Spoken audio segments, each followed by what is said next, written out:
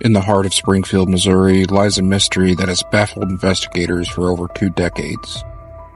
It is a story of 3 women who vanished without a trace, leaving behind a community haunted by questions and secrets. On June 7, 1992, Suzie Streeter, Stacy McCall, and Suzie's mother, Sherrill Levitt, vanished from their home, leaving behind a scene of confusion and fear. What happened to these 3 women on that fateful night? Join us as we delve into the bizarre disappearance of the Springfield Three.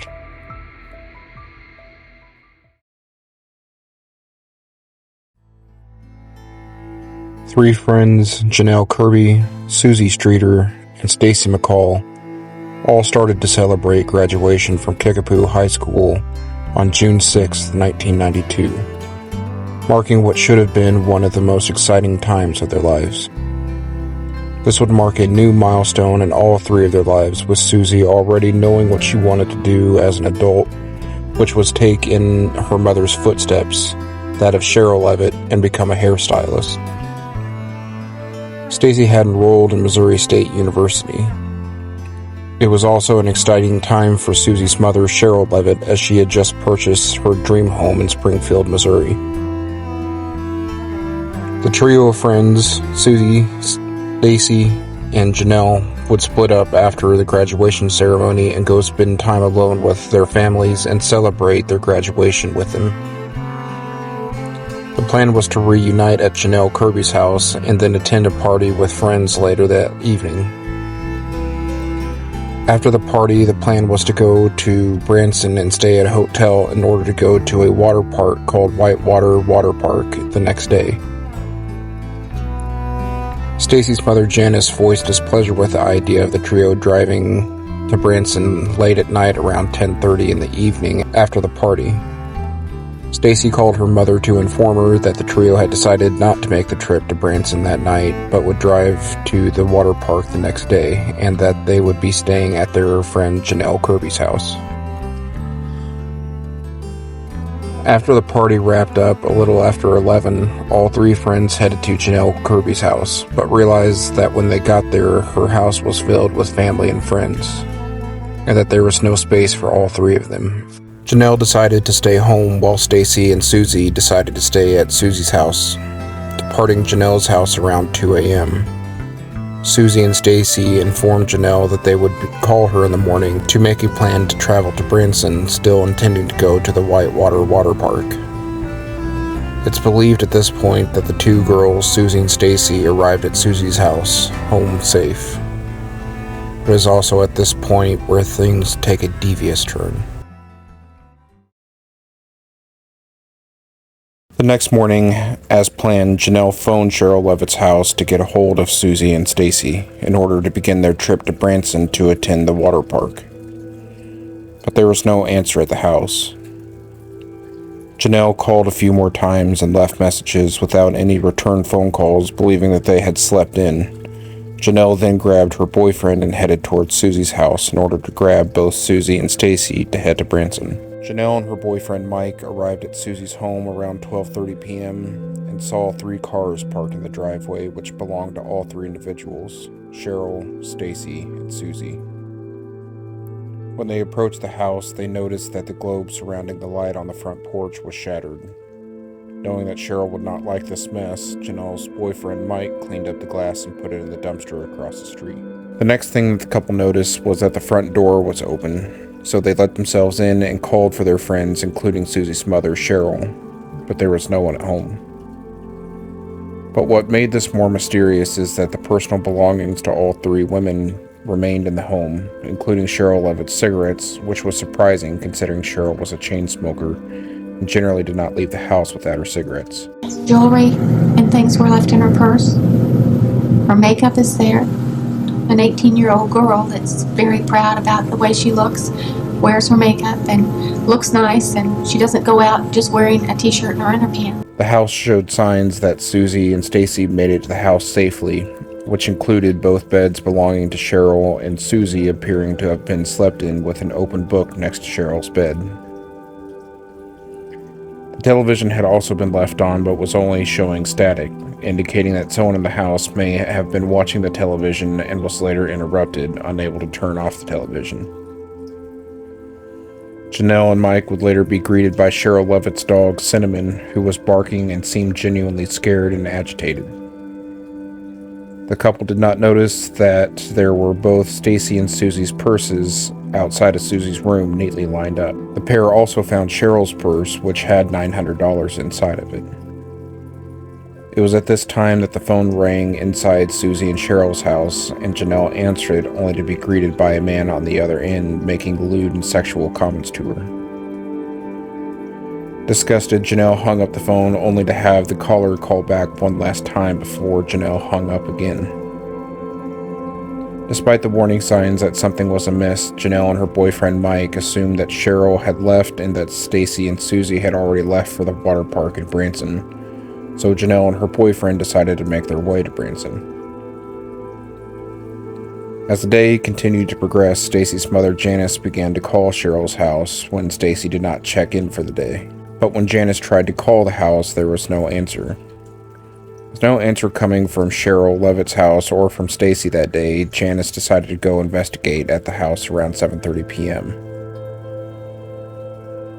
When she arrived at the house, she noticed that her daughter's clothes from the day before were still at the house and that they were neatly folded on the bed.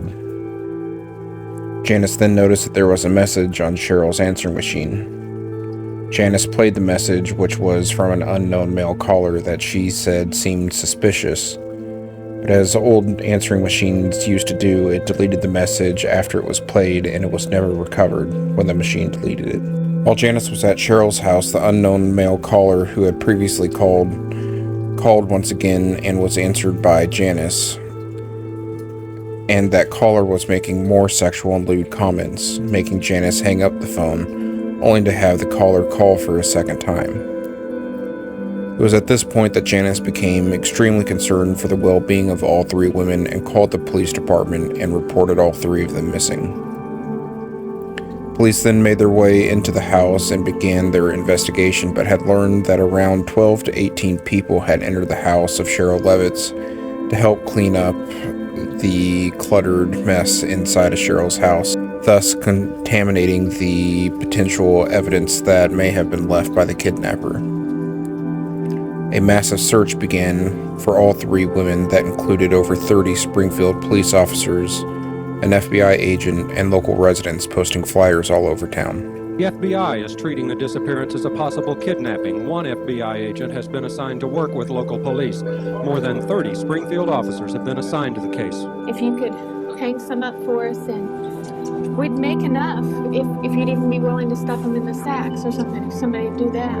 You'd do that for us? You can't sit still when you don't know anything. Yeah, it's hard to stay optimistic, especially when you don't know what's going on out there. I'm Mrs. McCall, and this is my daughter. Okay. And they're missing, and we'd like to put posters in your windows, on your doors. Okay. I feel like I'm in a bad dream. I want to pinch myself and wake myself up, but I'm not asleep.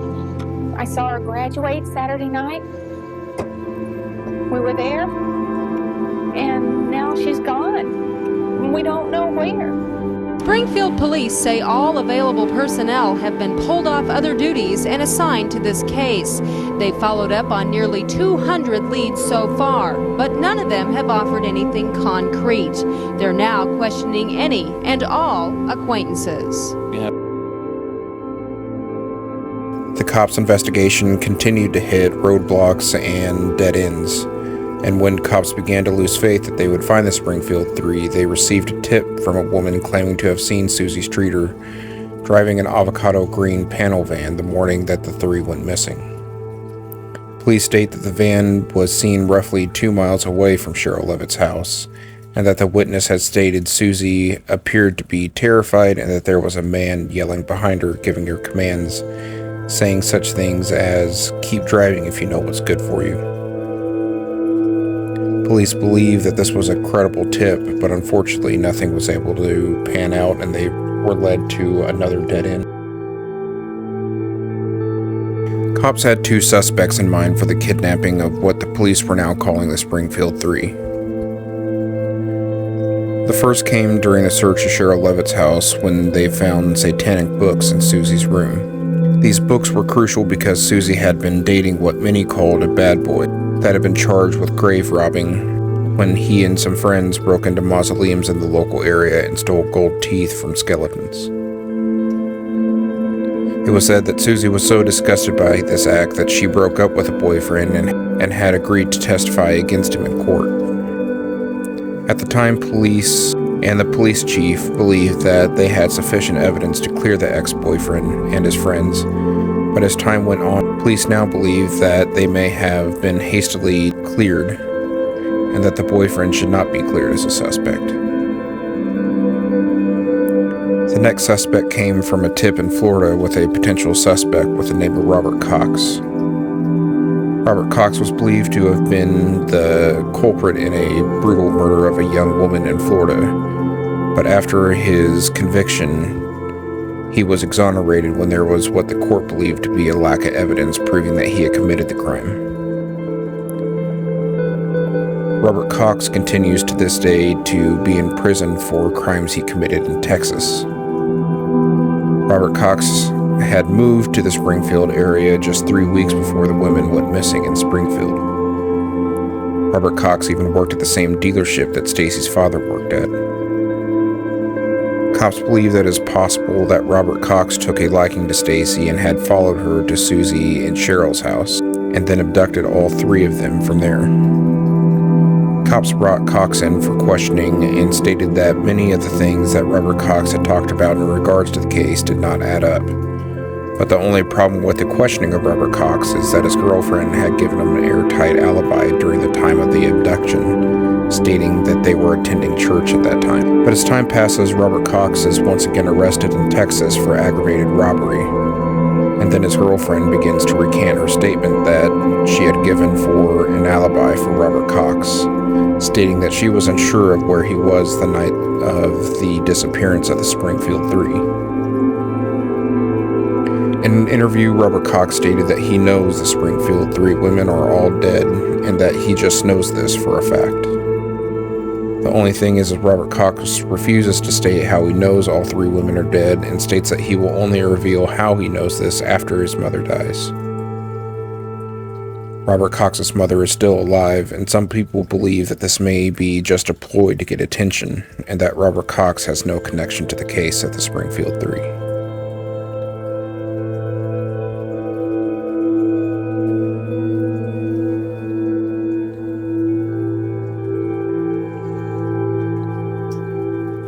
Local freelance journalist Kathy Baird began to do research into the Springfield Three. Kathy had received a tip stating that the three women were buried beneath a hospital parking structure, which at the time of their disappearance was a gravel lot. Kathy stated that she brought the information to the local police, but was laughed out of the station, so Kathy decided to take upon herself to do more investigation into the potential tip. Kathy hired a man who used ground-penetrating radar to look underneath the parking structure. Using the ground-penetrating radar, the man stated that he had found an anomaly that seemed to have indicated what he said he had seen in previous cases that were grave sites, and that they potentially may have three anomalies in that area. Well, there's a discontinuity in the subsoil, subbase. It changes once you go inside that perimeter, which indicates it's been disturbed differently than the rest of it. And then inside that perimeter, there are some weak and strong reflections, which are very close to the same dielectric constants. In other words, it's different, but it's set in there long enough that the salts and stuff from the soils are starting to migrate into whatever it is, and it's creating some strong weak reflectors. So in other words, what you're saying is that the soil is starting to absorb whatever is there. Whatever they're starting to absorb the chemicals of the soil. Okay. This is all different right in here. Mm-hmm. It starts at 2 foot, actually 1.93 feet to 2 feet from the top of this surface. Down to the top of where this anomaly is showing up. And then through the bottom of the anomaly, we're back into the soil conditions again at 3 feet. What is your data telling you, indicating that it might maybe. It's very similar to what we see when we're over old rigs. The other anomaly that can show up sometimes similar to that is tree roots, but I don't see any trees anywhere close. And you're not picking it up I'm anywhere not else. picking it up anywhere else but inside this perimeter area. Once I step outside the perimeter area, I see the slab, the Mary came up with the slab, the subsoil, the gravel. But in this area, it's different. Police believe that this is not the case because the women went missing a year before the parking garage was built, and that during the excavation of the area, they should have found the bodies. As we close the chapter on the investigation into the Springfield Three, one thing remains clear. The truth is still out there, waiting to be uncovered. Despite decades passing, the families of Suzie Streeter, Stacy McCall, and Sherrill Levitt continue to search for answers, refusing to let their loved ones be forgotten. But as the shadows of doubt and speculation loom large, one question persists. Will the truth ever come to light? Or will the mystery of the Springfield Three remain unsolved? A haunting reminder of the fragility of life and darkness that can lurk just beyond our doorstep. Perhaps one day the secrets of that fateful night will be revealed. Until then, the mystery of the Springfield Three will continue to echo through the corridors of time, a chilling reminder of the mysteries that remain in the shadow.